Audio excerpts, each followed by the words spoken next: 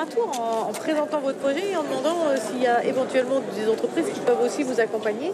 À 19 ans, cette étudiante martiniquaise n'a pas froid aux yeux. À côté de ses études en communication, elle projette de créer son entreprise et sollicite directement la ministre des Outre-mer.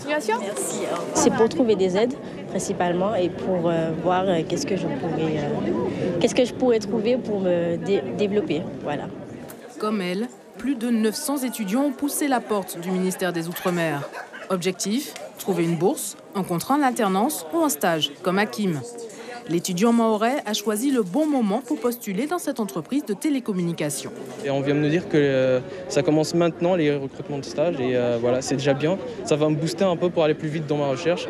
Et ils m'ont montré un peu leur application, comment ça marche, comment trouver facilement des stages ou des emplois. Et je pense qu'en rentrant chez moi, je vais directement savoir comment faire. Moins de sérénité pour cette étudiante. Privée de carte vitale, la Polynésienne a dû avancer des frais d'optique.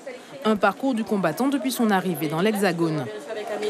On arrive, on a énormément de papiers à faire, on n'est ni complètement français ni étranger et il n'y a pas beaucoup d'aide, enfin il y en a effectivement mais pas énormément pour les jeunes étudiants d'outre-mer.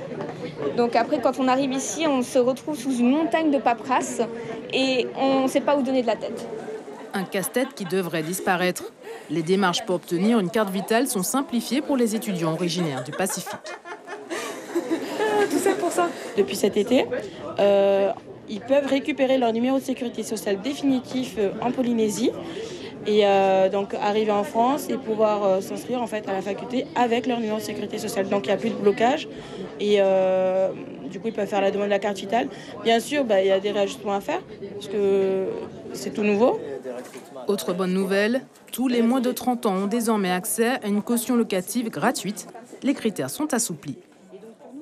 L'État se porte garant pour l'ensemble des étudiants maintenant, au travers d'Action Logement et de la garantie qu'on appelle la garantie Visale, qui était une garantie qui n'était pas ouverte à l'ensemble des étudiants jusqu'à l'an dernier et qui cette année est ouverte à l'ensemble des étudiants sans condition de ressources. Un coup de pouce attendu par des étudiants souvent confrontés au refus des bailleurs quand les garants ne sont pas domiciliés dans l'Hexagone.